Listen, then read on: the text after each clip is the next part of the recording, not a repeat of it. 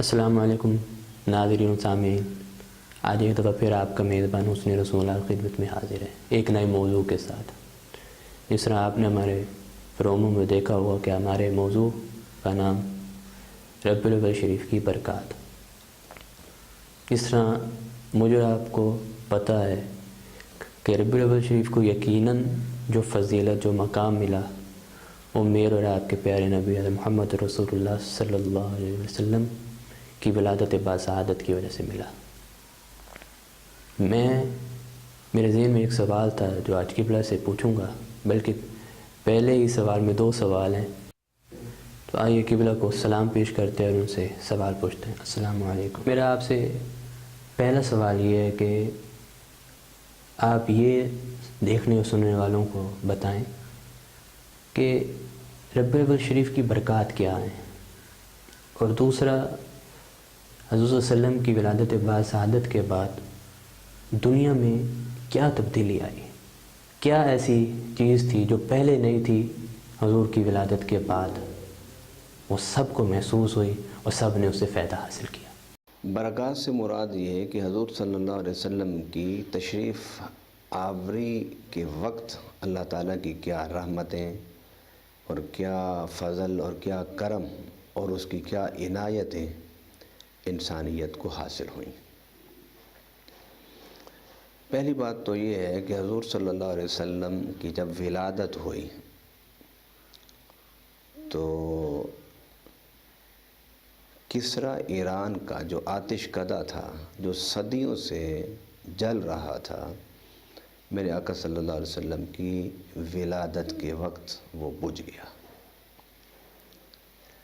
दूसरा ये कि जब हज़ूर सल्लल्लाहु अलैहि वसल्लम की विलादत हुई तो मक्का में हरम में बैतुल्लाह में जो 360 बुत थे वो ज़मीन बोस हो गए। और कुरान पाक में अल्लाह ताला ने इरशाद फरमाया कि जो इब्लीस और उसके चेले आसमानों की तरफ जाकर बैठते थे अपने मकायद पर, और वो वहाँ से आसमान से ख़बरें लेकर आते और फिर लोगों को बताते, और लोग उनकी ख़बरें सुन के हैरान होते, मुतफक्किर होते, मुतहय्यर होते, जिससे उनके अक़ीदे ख़राब होते थे और वो इस गुमान में मुब्तला हो जाते थे कि यार ये जो बात बताते हैं वही कुछ हो जाता है, इसका मतलब है कि ये लोग ठीक हैं, सच्चे लोग हैं। इब्लीस इंसानों में अपने चेलों को वो ख़बरें देता था और वो ख़बरें लोगों तक पहुंचाते थे, तो नतीजतन लोग फिर उनको मानते थे। तो जिस वक़्त नबी पाक सल्लम की विलादत का वक्त करीब आया तो वहाँ पर इब्लीस और उसके चेलों की जो पहुँच थी, रसाई, वो नामुमकिन हो गई। और हज़ूर सल्लल्लाहु अलैहि वसल्लम की विलादत के वक्त इब्लीस रोया तो उससे पूछा गया कि तुम क्यों रो रहे हो, क्यों चीख रहे हो? तो उसने कहा कि मैं मेहनत करके एक आदमी से गुनाह करवाऊँगा। बरसा बरस की मेहनत के बाद जब मैं गुनाहों के रास्ते पर एक इंसान को गामज़न कर दूँगा और वो गुनाहों की ज़िंदगी में उलझ जाएगा, लथपथ हो जाएगा, गुनाहों की नजासत से आलूदा हो जाएगा, उसके बाद अगर वो सर सजदे में रख कर नबी आखिर ज़मां सल्लल्लाहु अलैहि वसल्लम का वसीला पेश करेगा और दुआ करेगा तो अल्लाह उसकी दुआ को कबूल करते हुए उसके सारे गुनाहों को माफ़ कर देगा। तो इसका नतीजा ये हुआ कि हज़ूर की तशरीफ़ आवरी से मेरी बरस हा बरस की मेहनत कि जो मैं लोगों को गुनाहों के रास्ते पर डालूँगा, वो मेरी सारी मेहनत एक सेकंड के अंदर इस तरह गारत हो जाएगी, ख़त्म हो जाएगी कि जब वो अपने गुनाहों की माफ़ी मांग के हज़ूर सल्लम के वसीला से पाक साफ़ हो जाएगा तो वो जन्नत में जाएगा। मैं तो अल्लाह से उस वक़्त कसम उठा के कहा था, फ़बिइज़्ज़तिका लअग़वियन्नहुम अजमाइन, मुझे अल्लाह तेरी इज़्ज़त की कसम कि मैं इन सब को गुमराह करूँगा और मैं इन सब को गुमराह करके बदअक़ीदा करके, शिर्क में मुब्तला करके, कुफ्र में मुब्तला करके, गुनाहों में मुब्तला करके میں ان سب کو جنت کے بجائے جہنم میں لے جاؤں گا۔ اور اب وہ نبی تشریف لے آئے کہ جن کے نام کی برکت سے برس ہاں برس کے گناہ اللہ ایک آن میں معاف کر دے گا۔ تو حضور صلی اللہ علیہ وسلم کی ولادت کی جو برکت ہے وہ یہ برکت ہے کہ حضور صلی اللہ علیہ وسلم جب کائنات میں تشریف لائے تو قیصر اور کسریٰ یہ زمین پر بڑی حکومتیں تھیں، ان کو پتہ چلا۔ ایران کا جو آتش کدہ تھا وہ بجھ گیا، اور قیصر روم کے جو محلات کے کنگن تھے وہ گر گئے ٹوٹ کے۔ بیت اللہ شریف میں بت اوندھے منہ گر گئے۔ آسمانوں پر شیطان کی چیخ و پکار تھی۔ گویا حضور صلی اللہ علیہ وسلم کی ولادت کی سب سے پہلی برکت یہ ہے کہ حضور صلی اللہ علیہ وسلم نے جس آن روئے زمین پر قدم رکھے تو ابلیس اور شیطان کا ایک طلسماتی جو کنٹرول اور سسٹم اور نظام تھا وہ ٹوٹ پھوٹ کا شکار ہو گیا۔ اور اس کے ساتھ حضور صلی اللہ علیہ وسلم کی ولادت کے وقت جو سب سے بڑا برکت ہمیں اور آپ کو اور پوری امت کو حاصل ہوئی وہ یہ کہ حضور صلی اللہ علیہ وسلم نے ولادت کے بعد سر سجدے میں رکھ کر اپنی امت کے لیے مغفرت کی دعا فرمائی، اور فرمایا اللہم رب حب لی امتی امتی امتی، اے اللہ میری امت کی بخشش فرما دے۔ حضور صلی اللہ علیہ وسلم کی امت میں نیکوکار بھی ہیں، صحابہ بھی ہیں، تابعین بھی ہیں، اہل بیت بھی ہیں، اولیاء بھی ہیں، مجاہدین بھی ہیں، شہداء بھی ہیں، غازیان اسلام بھی ہیں، اتقیاء اصفیاء بھی ہیں، راتوں کو جاگنے والے، شب بیدار لوگ، تہجد گزار لوگ، گریہ کرنے والے لوگ، درود شریف پڑھنے والے لوگ، قرآن کی تلاوت کرنے والے لوگ، گناہوں سے بچ کر زندگی گزارنے والے لوگ جہاں موجود ہیں وہاں حضور صلی اللہ علیہ وسلم کی امت میں کچھ گناہ گاروں کا بھی ایک تعداد موجود ہے۔ تو حضور صلی اللہ علیہ وسلم نے ولادت کی صبح جب آپ پیدا ہوئے تو آپ نے پوری انسانیت کے لیے، بالخصوص امت محمدیہ کے لیے، امت اسلامیہ کے لیے، امت مسلمہ کے لیے آپ نے دعا فرمائی۔ اور اس سے پہلے حضور صلی اللہ علیہ وسلم کی ولادت سے پہلے طہارت کے لیے صرف پانی ہی کام کرتا تھا۔ آپ الہامی کتابوں کو دیکھ لیں، قرآن سے پہلے کی وحی کی کتابوں کو دیکھ لیں، اس میں دیکھ لیں کہ طہارت کے لیے صرف پانی کام کرتا تھا، کہ آپ نے اگر پاک ہونا ہے، وضو کرنا ہے، غسل کرنا ہے تو صرف و صرف پانی تھا۔ مگر حضور صلی اللہ علیہ وسلم کی جب ولادت ہوئی تو اللہ تعالیٰ نے حضور کے سجدے کی برکت سے زمین کی مٹی کو وہ مقام عطا فرمائے جو پانی کا مقام تھا۔ پانی طاہر بھی ہے اور پانی مطہر بھی ہے۔ ایک چیز پاک ہوتی ہے لیکن وہ پاک کرتی نہیں ہے، ایک چیز پاک بھی ہوتی ہے اور پاک بھی کرتی ہے، وہ پانی کی بات تھی۔ اللہ تعالیٰ نے زمین کو بھی وہی حیثیت عطا فرما دی کہ اگر آپ کے پاس پانی نہیں ہے تو اب آپ مٹی سے، زمین کی مٹی سے تیمم کر لیں۔ جس طرح آپ وضو سے پاک ہو جاتے ہیں، غسل سے پاک ہو جاتے ہیں، اسی طرح تیمم سے بھی آپ پاک ہو کر نماز پڑھ سکتے ہیں۔ تیمم جو ہے وہ غسل کی جگہ پر بھی کام کرتا ہے، تیمم جو ہے وہ وضو کی جگہ بھی کام کرتا ہے۔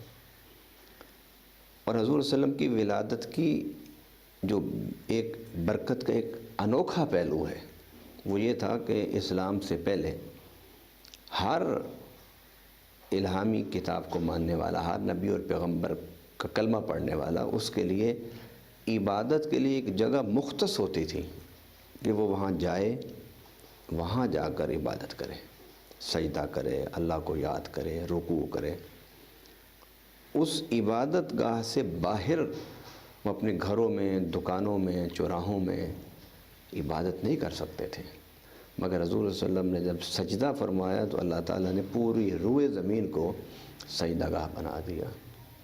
اب مسلمانوں کو آپ دیکھیے کہ مسجد کے اندر بھی وہ عبادت کر سکتے ہیں، اور اگر وہ ریل پر ہیں، ٹرین پر ہیں، نماز کا وقت ہوتا ہے، سجدہ ٹرین میں بھی کر سکتے ہیں۔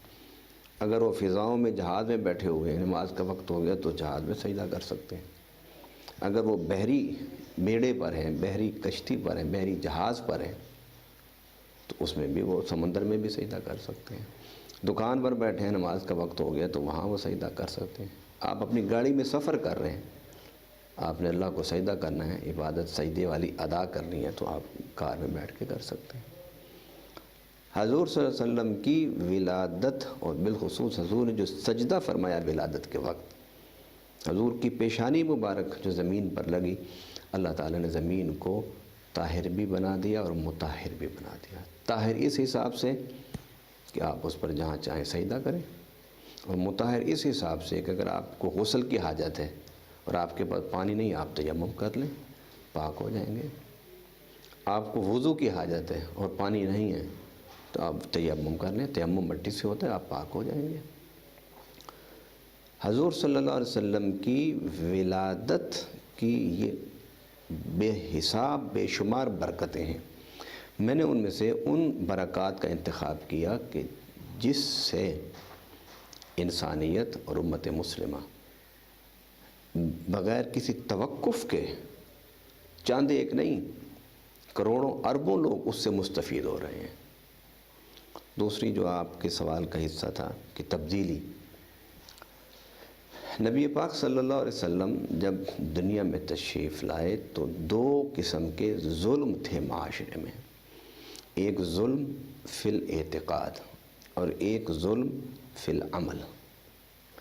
ظلم کہتے کس کو ہیں؟ ظلم کے بارے میں علماء نے لکھا کہ کسی شے کو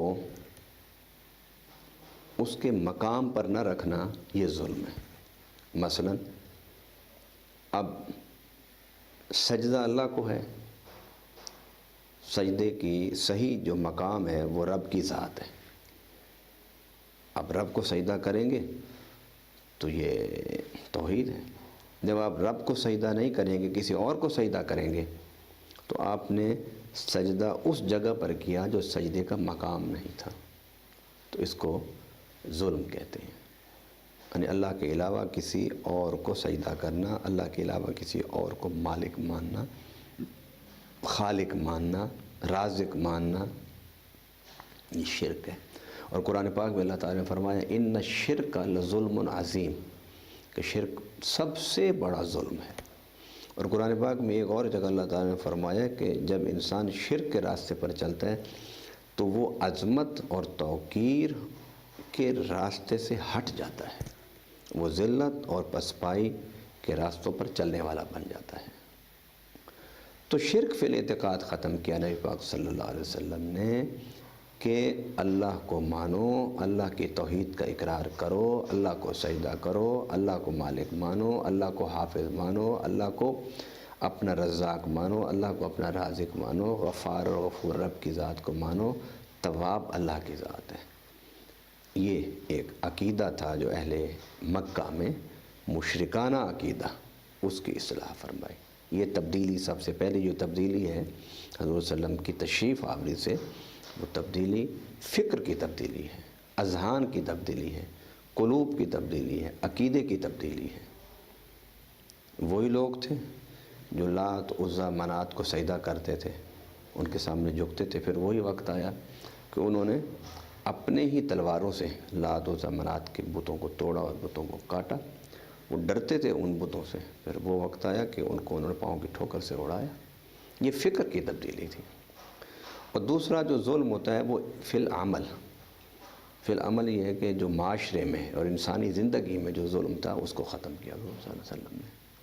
اور سب سے جو مشہور ظلم ہے مکہ والوں میں وہ یہ تھا کہ اپنے لخت جگر، اپنی بیٹیوں کو، اپنی اولاد کو وہ لوگ پیدا ہونے کے بعد زندہ درگور کر دیتے تھے۔ حضور صلی اللہ علیہ وسلم نے معاشرے کے اس ظلم کو بھی ختم کیا۔ کہاں یہ کہ وہ بیٹیوں کو اپنے لیے عار شرمندگی محسوس کرتے تھے، پھر کیا تھا کہ انہی بیٹیوں کی پیدائش اور ان کی تربیت، ان کی خدمت کو جنت کا راستہ سمجھنے لگ گئے۔ اس لیے حضور صلی اللہ علیہ وسلم نے ارشاد فرمایا کہ اللہ جس کو 4 بیٹیاں دے اور وہ ان کی تربیت کرے، ان کو پالے پوسے پڑھائے اور پھر شادی کر دے، فرمایا کہ وہ ماں باپ قیامت کے دن میرے ساتھ اتنا قریب ہوں گے جس طرح یہ 2 انگلی ہیں۔ حضور صلی اللہ علیہ وسلم نے اشارہ کر کے فرمایا، اب ان 2 انگلیوں میں کتنا فاصلہ ہے؟ کوئی فاصلہ نہیں ہے۔ یعنی وہی مکہ والے کہ جو بیٹیوں کو اپنے لیے ذلت اور رسوائی اور عار سمجھتے تھے، پھر انہی مکہ والوں نے اتنا ذہن حضور نے بدلا ان کا، اور معاشرے میں اتنی تبدیلی آئی، سوسائٹی میں اتنا فرق پڑ گیا کہ پھر وہ اپنے بچیوں کو بڑے فخر سے پالتے تھے، بڑے فخر سے ان کی تربیت کرتے تھے، پھر بڑے اعزاز سمجھتے تھے، اپنے لیے ثواب سمجھتے تھے کہ اپنی بچیوں کو شادی کر کے اگلے گھروں میں بھیجتے تھے۔ یہ معاشرے میں جو اتنا بڑا ظلم تھا، اس ظلم کا حضور صلی اللہ علیہ وسلم نے فکری تربیت کے ذریعے اس کا خاتمہ کر دیا۔ تو یہ 2، اگر آپ اسی چیز کو گھمانا چاہیں تو اسلام جو ہے وہ ہے یہ ظلم کے خاتمے کا نام۔ عقائد میں ظلم کا خاتمہ کہ توحید شرک کی جگہ، بے ادبی کی جگہ ادب، بے احترامی کی جگہ احترام۔ مثلا قرآن پاک میں اللہ تعالیٰ نے ماں باپ کے بارے میں بڑی بات کی ہے۔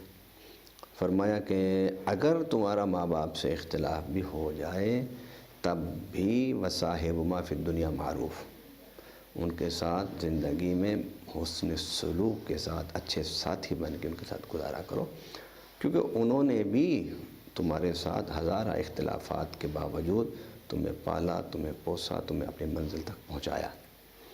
اب یہ، اور پھر حضور صلی اللہ علیہ وسلم نے فرمایا کہ تمہاری ماں کے قدموں تلے جنت ہے، اور باپ جو ہے وہ جنت کی چابی ہے، دروازے کی چابی ہے۔ اب وہ لوگ، ان میں ماں باپ کا احترام بھی نہیں تھا مکہ میں، اس کو بھی ختم کیا۔ پھر خاوند بیوی پر ظلم کرتا تھا، حضور صلی اللہ علیہ وسلم نے اسے بھی ختم کیا، اور وہ تصور مٹایا کہ بیوی جو ہے وہ آپ کی مملوکہ نہیں ہے، بیوی آپ کی رفیقہ ہے، رفیقہ حیات یعنی زندگی کا ساتھی۔ اس ملکیت سے بیوی کو اٹھا کے رفاقت کے مقام پر حضور صلی اللہ علیہ وسلم نے بٹھایا۔ ماں باپ سے وہ بے ادبی، اہانت اور ان کو اکیلا چھوڑ دیا کرتے تھے، تو اللہ تعالیٰ نے اس سے زیر بدلا کہ ماں باپ کے پاس بیٹھنا، ماں باپ سے باتیں کرنا، ماں باپ کی خدمت کرنا، کیونکہ ماں باپ جب بڑھاپے میں جاتے ہیں، انسان جوان ہوتا ہے، ایک طرف اس کی جوان بیوی ہے، دوسری طرف بوڑھی ماں ہے۔ اب اس کی اٹریکشن، فطرتی اٹریکشن اس کی وہ اپنی بیوی کی طرف ہے، تو اس فطری اٹریکشن کو قابو کرتے ہوئے اپنے بوڑھی ماں کے ساتھ بیٹھنا، اس کو ثواب کہا گیا، اسے جنت کا راستہ بتایا گیا۔ اور وہ ایک واقعہ بڑا مشہور ہے کہ ایک اللہ والے نے اپنی ماں کو 7 حج کروائے تھے کندھے پر بٹھا کے۔ آج اس زمانے میں ویل چیئر تو تھی نہیں، کندھے پر بٹھا کے اس نے حج 7ویں حج پر، وہ 7ویں چکر پر سوچنے لگا کہ میں نے اپنی ماں کی، جس نے مجھے پالا پوسا پیدا کیا، خدمت کی، حق ادا کر دیا۔ تو رب کے فرشتے نے آواز دی کہ تو کہتا ہے کہ پیدا کرنے کا، پیٹ میں اٹھانے کا، پالنے کا، پوسنے کا سارا حق میں نے ادا کر دیا۔ فرمایا تو کس گھمنڈ میں ہے؟ اتنے 7 حجوں کی مشقت کے بعد تو نے ابھی تک وہ حق نہیں ادا کیا اپنی ماں کا کہ جب ایک رات تو نے سردی کے راتوں میں پیشاب کیا تھا، تیری ماں کے پاس کپڑا نہیں تھا کہ اس پیشاب کی جگہ پر رکھ کے تجھے سلا سکے، تو اس نے فیصلہ کیا میں خود اس کے ٹھنڈے پیشاب پر سوتی ہوں، ٹھنڈک پر سوئی، اور تجھے اپنی چھاتی سے لگا کے تیرے ساری رات تجھے گرم رکھا اور صبح تک تجھے راحت دی۔ اس ایک رات کا بھی حق ابھی نہیں ادا ہوا۔ بہن بھائیوں کے ساتھ اس نے سلوک کا حکم، یہ تو یوسف علیہ السلام کی جو صورت ہے، اس کا مقصد کیا ہے بیان کرنے کا؟ اس کے بے شمار مقاصد میں سے ایک یہ بھی ہے کہ بہن بھائیوں میں ایک رقابت ایک فطرتی عمل ہے، جس طرح یوسف علیہ السلام کے بھائیوں نے کیا حسد و رقابت کی وجہ سے، یہاں اسلام نے تربیت کی۔ اسلام تو اخوت کا مذہب ہے۔ ایک اخوت وہ ہے جو نظریہ جوڑتا ہے، ایک اخوت وہ ہے جو تمہارے ماں باپ کے خون کی بنیاد پر ہے۔ تو ایک مسلمان کو دونوں اخوتوں کو سنبھالنا ہے، خونی اخوت کو بھی اور نظریاتی اخوت کو بھی سنبھالنا ہے۔ وہ کیسا مسلمان کو جو نظریاتی اخوتوں کو تو سنبھالے اور ان کو پروان چڑھائے، تو جو اخوت اللہ تعالیٰ نے اس کے ماں اور باپ کے خون کی وجہ سے قائم کی ہے اس کا لحاظ ہی نہ رکھے۔ حضرت ابو ہریرہ کی والدہ جو تھیں وہ کافرہ تھیں، ان حضور صلی اللہ علیہ وسلم کو کم و بیش کہتی تھی۔ ایک دن بڑا غصہ چڑھا تھا ابو ہریرہ کو، وہ ان کو قتل کرنے لگے، تو کہنے کہ چلو قتل کرنے سے پہلے حضور سے اجازت لے آؤں جا کے۔ وہ بھاگے ادھر اجازت لینے کے لیے، تو حضور صلی اللہ علیہ وسلم نے فرمایا کہ ابو ہریرہ نہیں، وہ اگر مجھے برا بھلا کہتی ہے تو کہنے دو، آپ نے اس کو کچھ نہیں کہنا۔ پھر حضرت ابو ہریرہ رو کہتے ہیں حضور اس کی ہدایت کے لیے دعا فرما دیں۔ حضور صلی اللہ علیہ وسلم نے دعا فرمائی کہ اللہ اس کو ہدایت دے۔ تو دعا، ادھر حضور نے ہاتھ اٹھائے، ادھر ابو ہریرہ بھاگے۔ تو جو آدمی کبھی بھاگ کے نہ چلا ہو، تو جب اس کو دیکھا کہ بھاگ کے جا رہا ہے، تو پوچھا ابو ہریرہ کیا بات ہے؟ ان کا بھی ٹھہر جاؤ، میں تھوڑی دیر میں اس کا جواب دیتا ہوں۔ اب وہ بھاگتے ہوئے گھر پہنچے، کنڈی کھڑکائی، تو اس کی ماں نے، حضرت ابو ہریرہ کی ماں نے کہا کہ بیٹا 2 منٹ ٹھہر جاؤ، میں غسل کر لوں۔ جب غسل کر لیا، دروازہ کھولا، تو اپنے بیٹے کا ہاتھ پکڑ کہتے ہیں کہ مجھے اپنے نبی کے پاس لے جاؤ۔ میں نے سوچا کہ اپنے دل کو، من کو پاک کرنے سے پہلے میں اپنے تن کو پاک کر لوں۔ تو ابو ہریرہ حیران تھے کہ حضور صلی اللہ علیہ وسلم نے ہاتھ اٹھائے، حضور کے لبوں سے دعا نکلی، وہ آن کی آن میں 7 آسمان سے گزرتے اور رب کے عرش سے ٹکرا کے قبولیت کا خوشخبری لے کر میری ماں کے گھر پہلے پہنچ گئی، اور میں تھوڑا سا فاصلہ میں نے دیر سے طے کیا۔ یہ اسلام ایک مکمل نظام ہے، مکمل فکری نظام ہے، مکمل عملی نظام ہے۔ تو حضور صلی اللہ علیہ وسلم نے تبدیلی کائنات میں یہ کی کہ انسان کو بدلا۔ قرآن پاک میں نا سنریہم آیاتنا فی الآفاق وفی انفسہم، کہ ہم اپنی نشانی تمہیں دکھائیں گے کائنات میں، اور ہم اپنی نشانی تمہیں دکھائیں گے تمہاری ذات میں۔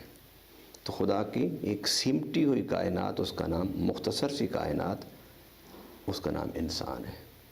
اور ایک بڑی کائنات وہ ہے جس میں زمین ہے، آسمان ہے، دریا ہے، بحر و بر ہیں، شجر و حجر ہیں، یہ ایک بڑی وسعت والی کائنات ہے۔ تو آپ اگر اس وسعت والی کائنات کو سمجھنا چاہتے ہیں تو اپنے آپ کو سمجھیے۔ حضور صلی اللہ علیہ وسلم نے نہیں فرمایا من عرف نفسہ فقد عرف ربہ، کہ جو اپنی ذات کو پہچان جائے گا وہ رب کو پہچان جائے گا۔ اگر ہم اپنے آپ کو پہچانیں گے تو رب کی پہچان اور رسول کی پہچان کا راستہ نکلے گا۔ اور حضور صلی اللہ علیہ وسلم نے بھی جو ساری توجہ فوکس کی وہ انسانوں کے ذہنوں کو بدلنے اور انسانوں کے معاشرے کو بدلنا۔ اور کیا بدلا آپ نے؟ بدلنا یہ ہوتا ہے نا کہ ایک چیز کی جگہ آپ دوسری چیز لے آئیں۔ تو حضور نے کیا بدلی؟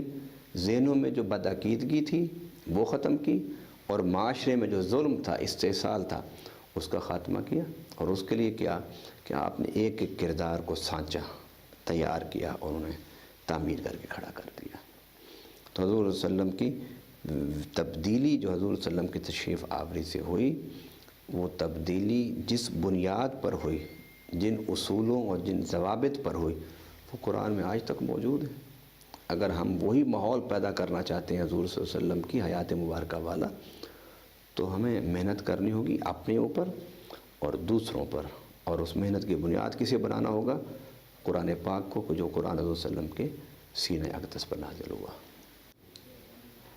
ماشاءاللہ، حضرت نے بہت خوبصورت تشریف فرمائی، جو میں نے سوالات کیے ان کے جوابات دیے۔